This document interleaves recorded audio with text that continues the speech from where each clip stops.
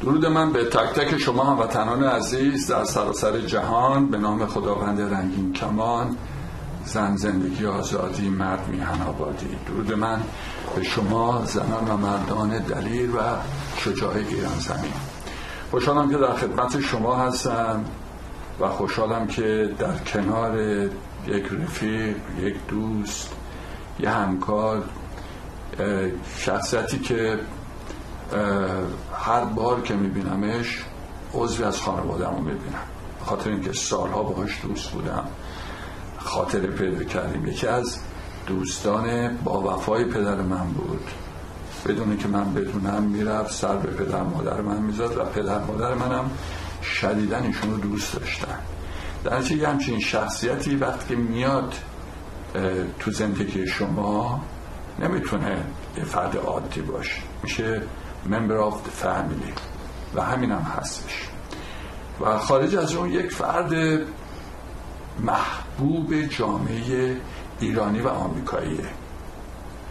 ببینید، به نظر من معرفت رو باید در مرام آدم ها پیدا کرد، نه در کنار اتومبیل ها و خانه ها و شغل های بالا. نه، خیلی هستن که پولدار هستن، شغل بالا دارن، ولی آدم بی معرفتی هستن، بی عاطفه هستن، از رفاقت اصلا نمیشه روشون حساب کرد. ولی بعضی ها رفیقن، تو ذاتشونه. و کسی که با عرق جبینش بچه هاشو بزرگ کرده، زحمت کشیده، چقدر گیری بوکس ماشین ها رو تعمیر کرده و تونسته 2 فرزند خوب و بسیار بسیار مورد احترام به جامعه تحویل بده و یک زندگی بسیار شرافتمندانه داشته باشه. خب این آدم رو باید ستایشش کرد، باید دوستش داشت، باید محکم گرفتش، چون یه رفیق خوبیه. شما هم همین کار رو کنید. هیچ وقت برای رفاقتتون دنبال افراد پولدار رو هستن. افراد پولدار هستن که با معرفتن، خیلی هم هستن، ولی همشون نیستن. اونایی که تو جامعه خودشون نشون دادن، کارنامه درست کردن، میشناسیدشون که چقدر آدمایی هستن که به مردم کمک میکنن، یواشکی کمک کردن، ظاهری کمک کردن، مجبور شدن لو رفته به قول معروف. به هر حال فقط یادتون نره سعی کنید که برای خودتون یک کارنامه درست کنید که مورد احترام همه باشید و اون کارنامه نیازی به اتومبیل شما و خونه چند میلیون دلاری شما نداره. گرگن عزیز من اینجاست. درود. چطوری گرگن؟ فدای تو. خوبی؟ خیلی منو بزرگ میکنه به خدا. تو بزرگ هستی. خیلی ازت ممنونم. تو خیلی بزرگی. ولی میدونی چیه؟ خدای من شاهده.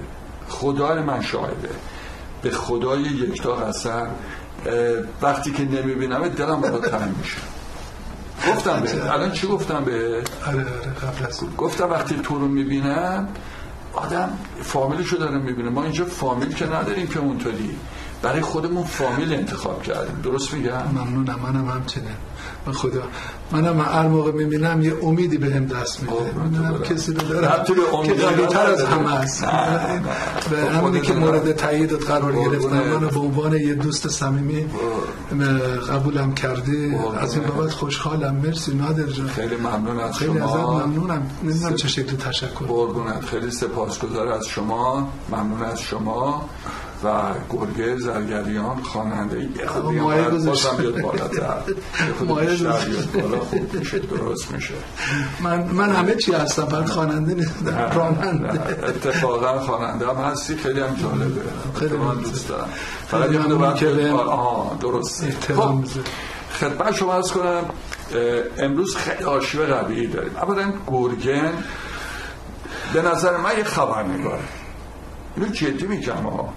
یعنی کسی که میره رپورتاج تهیه میکنه، کسی که میره اینور اونور یه کلیپی تهیه میکنه و گزارش از اونجا میده، درست بگم میشه خبرنگاری دیگه. مگه خبرنگاری چیه الان؟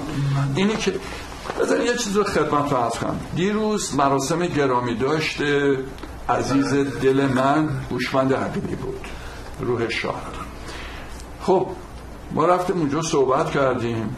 من فراموش کردم اگر مثلا برای من این کلیپو تصویرشو بگیرید یا به دوستان بگم یا به هر حال به فکرش باشم.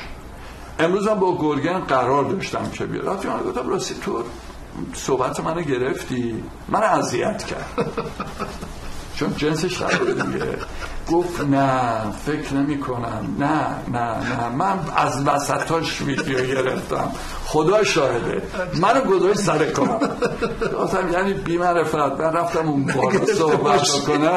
رفتم اون بالا صحبت کنم نمیشد مثلا تو که از همه چی کلیپ میگیره منم میگرفتی. حالا گفت من نگرفتم دیگه، یعنی قشنگ منو گذاشت سر کار. الان میفهمم منو گذاشته بوده سر کار.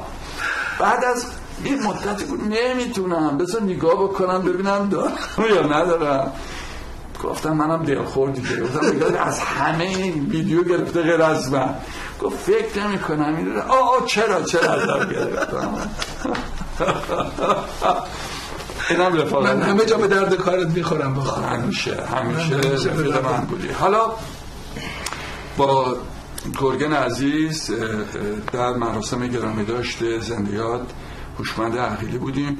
هوشمند عقیلی تو خیلی دیدی دیگه، خیلی تو برنامه خود ما دیدی، تو برنامه خود تلویزیون خودت خیلی همیشه بوده. خیلی هم لطف داشت نسبت به من، به خودم خیلی دوست داشتم. اتفاقا چیز بودم و مایکل هم که همیشه با عقیلی عزیز می اومدن یه ماشین داشتن، یه ماشین مرسدس خیلی قدیمی داشتن و کلاسیک هم بود، گرون.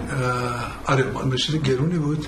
من مکانیکش بودم، کارشو من انجام پس غیر از دوستی و اینا تازه مشتری کارت هم بودم. اصلا چیز بود. من چون معلوم نبود مراسم خاکسپاریش و یاد بودش، به مایکل زنگ زدم، گفت گرگن جان حتما تو باید بیای، یعنی تو انقدر عزیزی که حساب نداره. گفتم کی باید بیام، کجا؟ من تعجب کردم، گفتن که هنوز مشخص نیست. گفت خاکسپاریش هم گفت خیلی خصوصی. گفت حتی اگه خواستی تو هم میتونی، تو هم جزو خانواده ما میتونی. خب بعد من احساس کردم که حتما خصوصی درست نیست که برم و همینجوری مرتب گفت من تو رو در جریان میذارم. پسرشون مایک که هر موقع قرار کاری انجام بشه یاد بوده باشه حتما به تلفن میزنم یا برات تکست میکنم که بیای. که خوشبختانه دیروز اونجا بودیم دیگه. بله چقدر احترام. خوب بود. خیلی مردمم موسا برجسته ازت تشکیل کرد، صحبت کرد اینا. ولی یه چیزی رو من الان میخوام اعتراف کنم با حضور تو.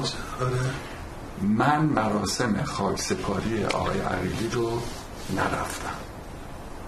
مراسم خاکسپاری خوبه. فرار کردم.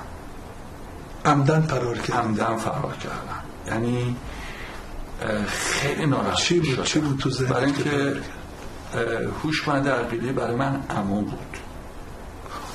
یعنی من عمو صداش میکردم و خودش هم میدونست من چقدر دوستش دارم. ما درد و دلامون خیلی با هم بود، خیلی همدیگه دوست داشتیم و من نرفتم مراسم خاکسپاریش. دیروزم خانم ها و آقایان من یه دقیقه بیشتر صحبت نکردم. شما هم تعجب کردن که نال رفیعی یه دقیقه فقط صحبت کرد. راستشو بگم نتونستم صحبت کنم برای اینکه میزدم زیر گریه، برای اینکه کسی که واقعا برای من مثل یه پدر بود، مثل یه عمو بود. مثلا عمو بود. مثل عمو یعنی چی؟ میمردم واسش، عاشقش بودم، دوستش داشتم و واسه همین برام خیلی سخت بود که دیروز واسش صحبت کنم. در نتیجه بازم در رفتم. من پدرم وقتی که در بیمارستان بود از اینجا میرفتم پالم اسپرینگ ولی نمیرفتم تو CCU ببینمش. دم در بیمارستان میشستم، در میرفتم که نبینمش. اذیت میشدم و برای من که هوشمند یه عزیز دل من بود خیلی سخت بود که برم. و این اپورتونیتی، این موقعیت رو داشتم که ازش درم، چون بچه‌های دیگه بودن رفتن و دیروزم تو مراسمش نخواستم پشت میکروفون بزنم، ولی دیروز نقش مهمی داشتی. همه رو کنترل می‌کردی. خیلی چیزا دست شما بود که می اومدین که کی باشه، کی سخنرانی بکنه. اینا همه شما رو در پشت صحنه همه کارا رو انجام میدید. ولی اون بالا اگه می‌خواستم صحبت بکنم بیشتر از این می‌زدم زیر. من فکر می‌کنم زیاد صحبت نکردی که بقیه رعایت بکنن، چون بعضیاشون دیگه وقتی میکروفون دستشون بود دیگه کلی آدم بود اونجا. فکر می‌کنم 500 600 تا آدمای مختلف بودن. برای ادای احترام اونجا بودم. ولی برای ویدیوش هم هست. ولی به هر حال برای من هوشمند عقیلی خیلی عزیز بود، خیلی عزیز است و عزیزم خواهد بود. درست در پایه یک، نمیگم پدرم، ولی شاید کمتر از پدرم بزش نمی داشتم. آخه شغلی که تو داری نادر جون خیلی آباد دوستان، همه تقریبا دیگه اینقدر باشون برخورد داری و صمیمی هستی و باشون اینا همه جزء فامیلای تو میشن. یعنی تو میدونی اگه کسی بالاخره یه ضربه‌ای میبینه یه مشکلی براش پیش میاد اذیت میشی، چون مسئله تو اجتماعی هستی، تو این همه سال با مردم، با هنرمندا، با همه داری کار میکنی، برات مهمن دیگه. وقتی باشون عادت میکنی، باشون دوست میشی، خدای نکرده اگه مشکلی هم براشون پیش میاد خب اذیت میشی. الان من برای عارف خیلی ناراحتم. یعنی من زنگ میزنم با نازلی صحبت میکنم، حالا بزنین اینم بگم دیگه، من یه اخلاقی به خصوص دارم. مثلا زنگ میزنم با نازلی، خب ما از بچگی با هم بزرگ شدیم، نازلی دختره عارف عزیز هست. خب شوهرش هم جف، یکی از دوستای عزیز من، پسر آقای شجره هستن دیگه، دکتر و هفته پیش صحبت کردم با نازلی جون، گفت چرا خودت زنگ نمیزنه با عارف صحبت کنه؟ گفتم باشه بهش زنگ میزنم، ولی نمیتونم بهش زنگ بزنم.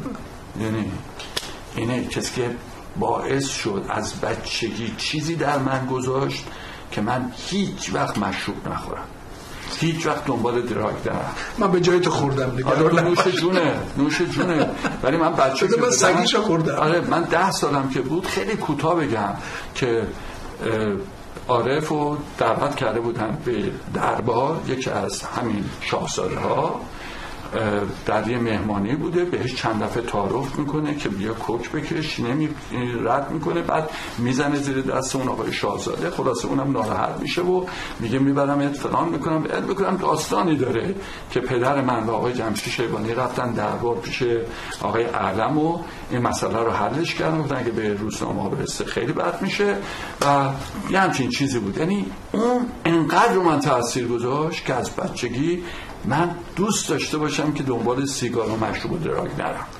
خب بریم این برنامه رو، چون یه تیکش هم از عارف من بگم. رفته بودم کاباره تهران که ببینمش. خب به هر حال سالهای پیشم آقای کامل علیپوری آهنگ درست کرده بود که بر عارف خونده بود، بعد خوشش نیامده بود. بعد کامل علیپور به من گفت که اینا برای عارف اینا درست کردم، خوشش نیامده، ولی فکر میکنم به سبک کار تو بخوره، میخوایم بدم من تو بخونی. اتفاقا یکی از آهنگایی که خودشم خونده بود ولی نصف گذاشته بود، من کاملش کردم. رفتم کاباره ترن دیدنش، بعد گفتم رفتم، خیلی هم بهم احترام گذاشت و گفتم میشه یه صحبتی بکنی، نمیدونم اینستاگرام بذارم یه ویدیویی بگیرم. خانمش گفت نه اجازه چیزه، به هر حال معمولا با کسی صحبت نمیکنه، نه ببخشید فقط میتونی عکس بگیر. بعد یهو دیدم آره گفت این سفارشیه، این گرگن عزیزمون باید بشینه من باهاش صحبت کنم. هرچی خانمش مخالفت کرد قبول نکرد. کاش که اگر میدونستم راجع به عارف عزیز صحبت میکردم اون ویدیو رو میذاشتم. بعد اجازه داد و فلان اینا، برای این ویدیو رو گذاشتم، گفتم بابا دمش کرد اجازه داد که با هیچ کی معمولا صحبت نمیکنه. اینم یکی از خاطرات بود. بس کن ببین خب برید سوپر استارها، لجند های امروز که ممکنه فردا لجند نباشید، برای خودتون یه کارنامه زیبا درست کنید. این معروفیت تموم میشه، ولی بذارید یه روزی که من نشستم اینجا یا نادر نوعی که نشسته قربون صدقتون بره. گرگه ببینید چه جوری داره راجع به عارف صحبت میکنه، چقدر با عشق داره صحبت میکنه. خانومش نمیذاش ولی گفت نه، من باید بشینم و با گرگن صحبت کنم جلو دوربین. ببین این هاست که خاطره میسازه، نه اینی که برین روی صحنه بگین قربونتون برم فداتون بشم، نه همش علکیه. ببین صحبت کوتاهی که من مال دیروز بوده، هوشمند عقیلی در مراسم هوشمند عقیلی که در اونجا بسیاری از هنرمندان و شخصیت ها حضور داشتم، منم فقط نتونستم زیاد صحبت کنم چون واقعا اونجا دیگه میزدم زیر گریه و یه خود صدا من معلومه که همچین توش خشه. با هم دیگه نگاه میکنم. تازه هوشمند شروع کرده بود و هیچ وقت فکرشو نمی‌کردم که یک روزی بیام در یک محلی راجع به یک پیشکسوت خودم که آرزو می‌کردم همیشه ببینمش صحبت بکنم.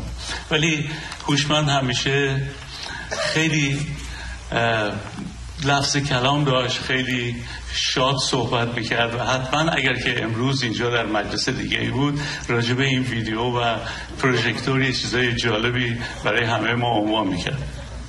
به هر حال یک سال قبل از انقلاب هوشمند به امریکا میاد، قبل از اینکه انقلاب بشه، و من فکر میکنم برای هوشمند بسیار بسیار ناگوارتر از ما بود که بعد از انقلاب اومدیم، واسه اینکه به امیدی اومده بود هوشمند اینجا که درس بخونه، برگرده به وطنش خدمت کنه در رشته‌های مختلف که تخصص داشت، و ما که بعد اومدیم اینجا حداقل تبعید شدیم. اون خودش تبعید کرد و اومد و دیگه نتونست برگرده. به هر حال از دوستانی که تشریف میارن اینجا من هستم در خدمتتون تا آخر برنامه بدون ویدیوها، ولی صحبت دوستان خواهش میکنم که صحبت رو کوتاه بکنن تا اینکه برای کسان دیگه یکم یک نواخت نشه. من تقاضا میکنم از اولین اسپیچرمون یا گویندمون آقای نادر رفیعی، نادر جان بیا، و بعدش دوستان دیگه همه اینجا حضور دارن، هنرمندانی هستن که براتون هنرنمایی میکنن. و ببخشید ویدیو خراب شد، یه خود کارمون لنگ شد. نادر جان بیا.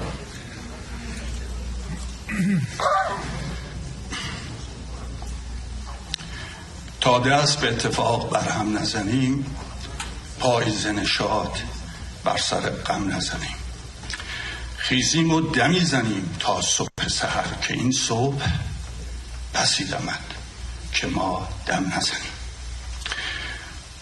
من نزدیک به 40 سال حرفامو در رابطه با شخصیتی که او رو همیشه عمو صدا می کردم زدم و نمیخوام وقت شما رو بگیرم و از تمامی کسانی که میان اینجا صحبت کنن خواهش میکنم که صحبت ها رو کوتاه کنن که وقتی باشه برای دیگر دوستان.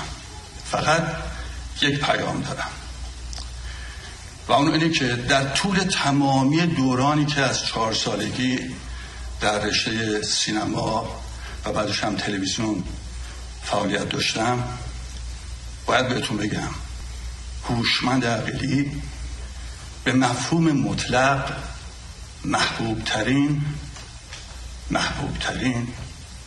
و محبوب ترین خواننده موسیقی ما بود. به افتخارش دست بزنید.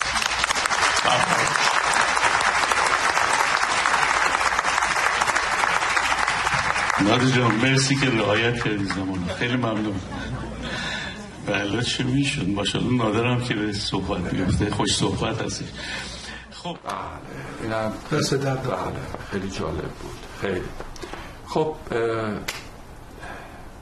گرگین آرشیو خیلی قوی داره، خیلی سالها گزارش تهیه کرده، چون مدت‌ها خودش یک برنامه تلویزیونی داشت که در آمریکا پخش میشد در کانال 18 و بعدم در کیبل ها، و خدمت شما عرض کنم خیلی مصاحبه ها کرده و واقعا بهتون بگم جزی کسایی که آرشیو خیلی غنی و بالایی نسبت به دیگر تلویزیونایی که مدعی هستن داره.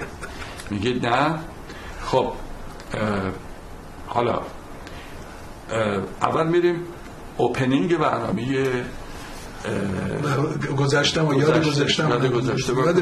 یادش بخیر مربوط به فکر میکنم 30 سال، بین 25 تا 30 سال، تاریخ دقیقش رو نمیدونم. به هر حال اون زمان خب خیلی با ارزش بود، خوب بود، خوشحال بودم، جوان‌تر بودم، ولی همه چی تندتر بودن. الان تندتر شده.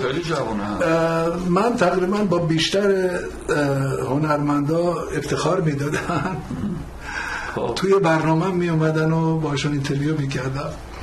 من این یه قسمت انتخاب کردم که تقریبا دیگه وقتی برگردی به 25 سال پیش خب همه قیافه‌هاشون فرق میکنه، اکثرا خب جوونن، قیافه هاشون خیلی بشاشون خوب و تعدادی که برحال من الان بعدش خیلیه، تقریبا 35 نفر من باشون صحبت کردم، ولی تو این ویدیو 19 نفر رو باشون صحبت کردم و البته از این 19 نفر 6 نفرشون دیگه بین ما هستن، خودشون میدونن دیگه، ببینن برحال اگر اجازه بدین این آرم برنامه‌مه و به اضافه که شروع میشد به این صورتیه و بس بعد میریم سراغ یه قسمتی که خیلی مهمتره، اون انجام نگاه میکنیم.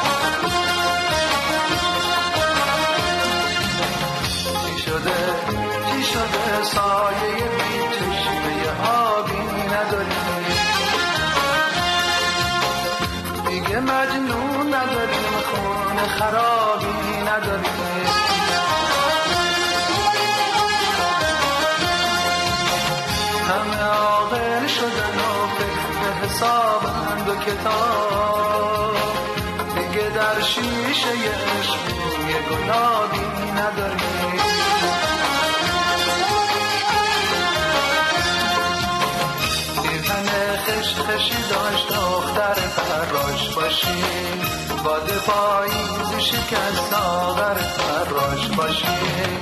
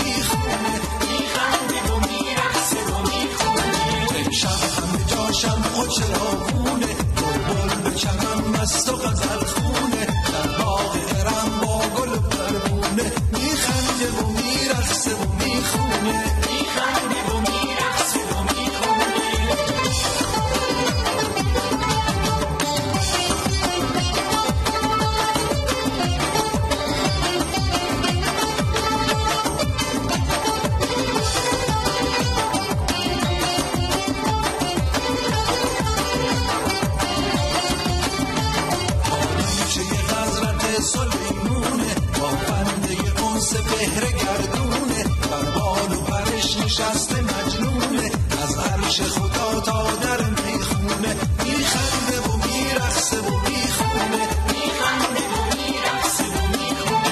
امشب همه جا شمع و چراغونه بلبل شبن مست و غزل خونه در باغ ایران با گل و پروونه میخنده و میرقصه و میخونه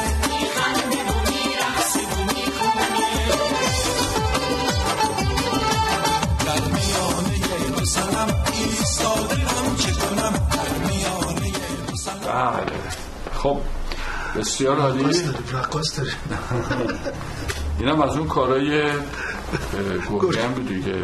قالیچه رو خوندم دیگه. بله. رو قالیچه میرقصید دنبال فرصت. گرگن یک کلیپی داره که خیلی ارزشمنده، خیلی مهمه. یعنی این کلیپ واقعا نادره و به نظر من در برنامه بعدی ما سعی میکنیم تمامی اینو پخش بکنیم یا در یکی از برنامه، برای اینکه کلیپ خیلی مهمیه و گفتگو با رضا بیکمانوردی هست، هنرمند 100 چهره سینمای ایران. 1000 چهره به قول معروف. زیادش میکنه شما کمش میکنه. نه ولی واقعا 1000 چهره در هر نقش بازی کرده این آدم. و بهت بگم اینو من بهتون بگم یه خبر خیلی مهمیه، اونایی که میخواد راجع به سینما بدونن، رضا بیکمانوردی پولسازترین هنرپیشه سینمای ایران بود.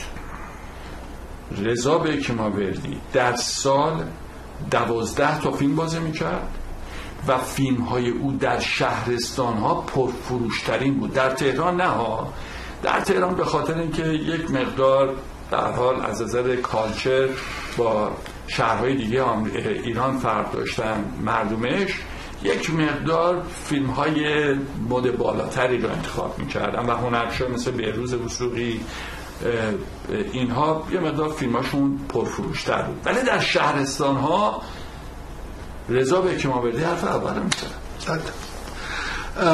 من خیلی افتخار داشتم که با ایشون خیلی صمیمی بودم وجدانم به جون بچه‌ام. یعنی ایشون برامون صبحونه درست میکرد. بله خبر شده. هر موقع که از آریزونا میومد لس آنجلس پیش شما بود میومد وجدانم، چند روزی که استراحت داشت تو خونه ما بود که دیگه خونم در اختیارش بود.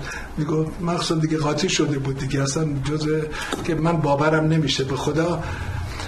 تنها چیزی که من از این قوی ترین مرد دنیا رو میدیدم این بود که این همه موقعیت هایی که داشت همه رو از دست داده بود، ولی هنوز مثل آدم های نرمال که افسوس بخوره اصلا احساس نمی کرد.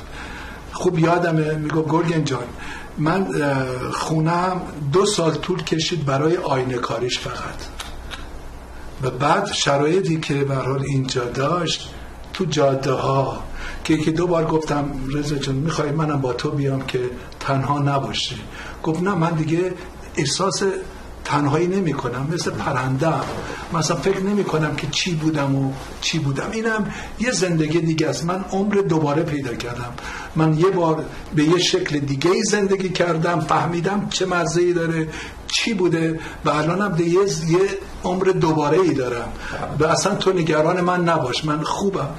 میگفت من این خانمای چیز تو این سن و سال دلم میخواد دوباره ازدواج بکنم، یه زن هرمنی میخوام. خیلی جالب بود. گفتیم رضا جان خیلی ولی هرچی که بود یک هنرمند، یک فرد استثنایی بود. بریم نگاه بکنیم به بخش از صحبت‌هایی که در مصاحبه‌ای که گرگن با زندیات رضا بیکمانوردی داشته، ولی در برنامه‌های آینده حتما کل این رو با هم دیگه پخش کنیم. فکر می‌کنم این نزدیک به 28 سال پیشه. من تازه روبرو شده بودم، مثلا با یکی اینترویو می‌کردم میلرزیدم. یه بارم با شاهزاده اولین باری که باش اینترویو داشتم زبونم بند و بده بود، گفتم خدای چرا اینجوری شدم. یعنی شخصیتش به این موقعیتش و موقعیت خودم که من یه آدمی که مثلا دهات به دنیا اومده، بعد الان رسیده به این نقطه که میشینه روبروی شاهزاده. خودم یعنی میلرزیدم، گفتم به خدا از کجا به کجا مچ نمیده، نه اون اولش نه این آخرش. خیلی در جایی که هستن مهم نیست، به جایی که میرن مهمه. به جایی که خودت رسوندی تو لیاقت و شایستگیشو داشتی. بدین نادر جان، به خدا کاری ندارم به مردم، خیلی لطف دارن، به خدا من مخلص همه‌شون هستم، ولی من خودم به خودم افتخار میکنم که یه آدمی که چیزی نبود از اولش، موقعیت زندگیش، خانوادگیش، جایی که به دنیا اومده توی دهات و رسیده به این نقطه، رفته قوی ترین تلویزیون های آمریکایی، میلیون ها آدم منو نگاه کرده با آهنگی خودم همشون حفظن، وقتی منو میبینن از من بهتر میخونن، من به خودم افتخار میکنم. من به تو افتخار میکنم. ولی نمیدونم شاید همت بوده، پشتکار بوده، شانس بوده. من به این دست افتخار میکنم که با این دست عرق جبینش رو برای فرزندانش ساخت، و برای زندگیش، برای همسرش، و این خیلی این دست برکت به خدا قسم، به روح پدرم قسم، بدون هیچ گونه نقشی دارم با تون حرف میزنم، حرف دلمه. صحبت خانواده شد، میخواید اول خانواده ما بذاره مردم ببینن، اگر آماده باشه بعدش به که ما بذاریم خانواده، پسرم و دخترم و خانواده کم میاد، حیف به نشونه. حالا خانواده رو نشون میده، آره یه تیکه از بالاخره صحبت خانواده شدم که یادی بکنم چه همسر نازنی و چه دختر و پسر ماهی به جامعه تبدیل. ما تو عزیزی تو دیگه خانواده اونو میشناسه، برام اومده خونم ما خیلی از اگه بتونه پخش بکنه دیگه. تو خونمون بوده، مهمونی داشتیم و جمع بودن، آمریکایی هم بودن. آره ایده کنید بابا جان، من دیدم پیچن میکار بیدار. Oh my God! Somebody! I need help. I'm not getting. Get the whole family. No, family. Get the whole family. Okay, now start rotating this way. Okay. Going that way. Start going that way. There you go. Get the whole family in.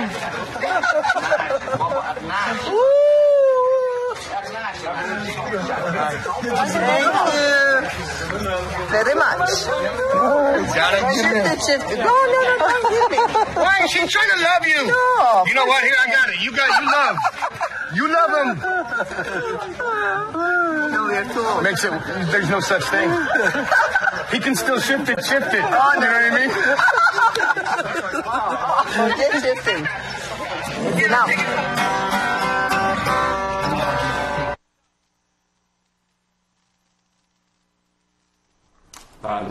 البته اینم جگرگوشه ها بود، صحبت های قشنگی داشتیم میکردیم. نه دیگه صدا نبود. همسر، دوتا از بچه ها، دختر و پسر و دیگر دوستان. آره دخترم نزدیک 42 سالشه. یه دفعه دیگه رو صدایشون پخش بکنه نزدیک در دقیقاً 42 سالشه، به ازدواج کردن، به تو کار ریال استیت و این چیزاست. ازدواج کرده؟ آره تلس مشکونده خیلی. آره تقریبا 6 ماه است. حالا عروسی مفصل باید بگیریم. خب چرا به من نگفتی؟ یه مقدار چیز بوده، پنهانی بوده. یواشکی ها؟ آره یواشکی بوده. من عمو صدا میکنه. آره ایشالا میین عروسی پس یواشکی عروسی. خب اینم دامادته. کدوم پسر؟ نه پسرته. نه اون داماد هنوز اینجا نیست. فیلم یه ذره قدیمیه. نه یکی دیگه بود. خب اینا بعد که خانم نازنین، خانمی که اونم پسرم، خانمم توی بیمارستان قسمت قلب توی دانتون کار میکنن. پسرم هم توی کایزره، ایشون هم توی پزشکی هستن. فقط بی‌خاصیتش فعلا الان منم. نه خیلی هم سایه رو سرشون قرار شده 3 نفرشون دارن منو تکر میکنن. سایت هم رو سرشون باشه. چرا که مرسی. عجب. خیلی ممنون اجازه دادید. یک کسی رد شد فکر کردم داماد. نه همین پسرم. آرلند ترانسمیشن خیلی قدیمی به اسم پسرم. آره. خب بریم رضا. حالا بریم نگاهی داشته باشیم چند دقیقه آخر برنامه رو به گفتگویی که گرگین عزیز با رضا بکی واقعا روحش شاد، من ناراحت میشم، روح چنین هنرمندی شاد باشه. من یه چیزی از این هنرمند دیدم، فقط تو 30 ثانیه بگم. ایشون وقتی بعد از انقلاب و اینا مسائل پیش اومد رفت ترکیه و در ترکیه این خیلی هنرش معروفی بود، یه سوپر استار خیلی بزرگی بود، ولی چون در موقعیت بسیار بد بیپولی که رفته بود اونجا نخواست خودشو بشونه و در ترکیه با نایستاد و درخواست کمک هم نکردش، بلند شد رفت آلمان. یعنی میخوام بهتون بگم که یه همچین مرامی داشت، انقدر غرور داشت و انقدر بزرگ بود. بریم با هم دیگه نگاه کنیم که بازی میکردیم واقعا چقدر قشنگ بود، چقدر با احساسی بود. همین فیلمی که الان دیدیم یعنی یه لطافت، آدم هر لحظهش به یه مودی برمیخوره.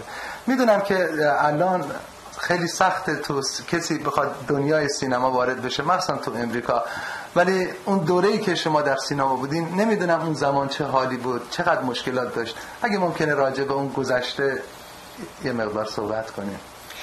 حالا همونطور که در اینجا سخته، تو ایران هم سخت بود، ولی خب اینجا یه تعداد زیادی فیلم ساخته میشه و خیلی مدارس هستش، نمیدونم جاهایی هستش که بسیار میرن تحصیل میکنن، تحصیل کارگردانی، دانشگاه هستش، کلاس ها هستش یا برای هنرپیشگی اینا. ولی خب ما تو ایران این چیزا رو نداشتیم و بیشتر انتخابی بود و سعی میکردن که خب البته اینجا هم پیش اومده ها، مثلا اومدن در ایران و از تیپ ورزشکار انتخاب کردن برای سینما. اینجا هم مثلا فرض کن آدمایی مثل آرنولد شوارزنگر انتخاب کردن یا سیلور استیلونه، اینا رو میارن که در قبل ورزشکار بودن حدودا، مثلا که آرنولد شوارزنگر. ولی شما هم ورزشکار بودین، کج بودین، انتخاب. بله همینطور. منم اون موقع کچ کار میکردم، کچ درس میدادم باشگاه البرز کیان نیکنام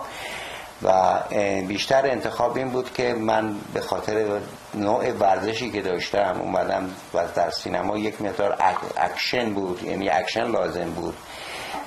قبل از من یک مقدار اکشن نبود و من که اومدم تقریبا یک حالت اون با بچه‌هایی که کچ کار میکردم یک مقدار حالت سینما به اکشن کشیده شد و حرکت کشیده شد و حرکت در سینما تقریبا شروع شد. هر کدوم یک چیزی آوردن. مثلا از ورزشکارا تو ایران خیلی از ورزشکارا اومدن تو کار سینما تو ایران، من جمله آقای فردین و آقای ناصر ملک‌موتی معلم ورزش بوده، آقای حبیب الله بلور خودشون اکثرا خب اینا احساس میکردن که ورزشکارا برای مردم سرشناختر شناخته‌تر هستن و در ضمن خب کارنامه زندگیشون هم خوب بود، در ضمن سوپلیس بازیگری هم بیشتر داشتن. پس یعنی انتخاب یه هنرمند، هنرپیشه در سینما شرطش اصلی ورزشکار نبود، ولی به هر حال میگفتن اونجوری راحت تر یه ورزشکار باشه. تقریبا بیشتر هنرمندایی که تو ایران بودن تعداد زیادشون تقریبا ورزشکار بودن. چون خیلی عجیبه همجوری که صحبت کردین. اتفاقا آقای بک اصلا قیافه شما اون شوارتز اسمش هم آرنولد شوارزنگر مشکله برای منم مشکله کج بود. به اضافه زیبایی من گفتم یکی از شرایط هنرپیشه شده شاید ورزشکار بودنه.